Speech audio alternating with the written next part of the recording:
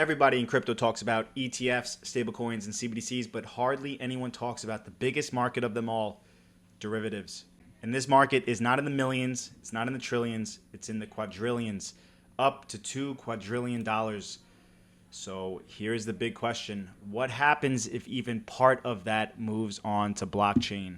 Don't let the word scare you. Derivatives are just contracts that get their value from something else. This could be options on stocks, futures on oil or gold, or even swaps on interest rates or currencies. And right now they are traded and cleared by huge institutions, just like the DTCC or the CME group. And these are the giants that move trillions of dollars every single day behind the scenes. The way that derivatives work today, they have a couple big problems. The settlement is slow. There's a lot of counterparty risks, meaning that one side might not pay up and it's all still super complex and hidden. And there's a lack of transparency. And that is a big reason for the 2008 blowup. Nobody really knew how much exposure the banks really had until it was too late. And the regulators know the system is fragile, so they want better rails. Now imagine if derivatives lived on a blockchain. Well, they're already exploring it because there's so many benefits. They could settle instantly. The collateral could be tracked transparently. The counterparty risk drops way down, and the markets can run 24/7, not just on the banking hours. And it's not really just about efficiency, but it's the chance to rebuild the plumbing of the biggest markets in the world.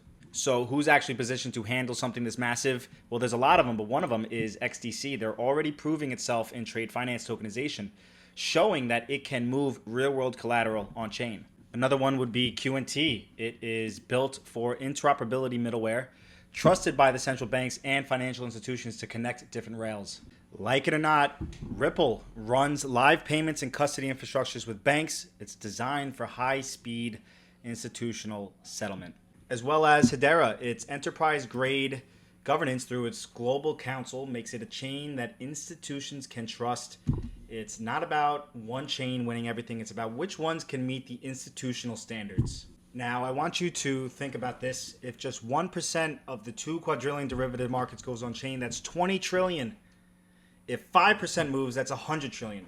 And just for perspective, the entire crypto market today is barely a few trillion.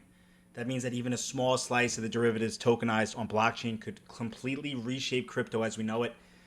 And many major policy bodies and industry groups are already talking about tokenized collateral and smart contracts for the market infrastructure. So the next time somebody asks, what's the biggest opportunity in crypto? Don't just say ETFs, stablecoins, or CBDCs. The real money, the quadrillions, sits in derivatives. And when those contracts finally move on chain, the only question left will be, which rail does the entire financial system run on?